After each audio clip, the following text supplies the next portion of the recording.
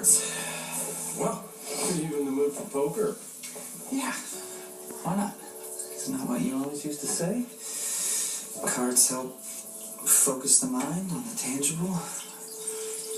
You know, a pair of jacks beats a pair of eights every single time. There's no question, it's clear. There's no confusion. You liked poker because the rules never changed. They were clear. And you were good at it. You had a natural facility and a damn good poker face. Well, I learned from the best. Well, you did a shady old gambler proud.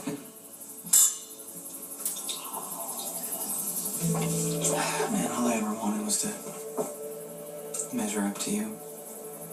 Oh, cowboy, aim higher.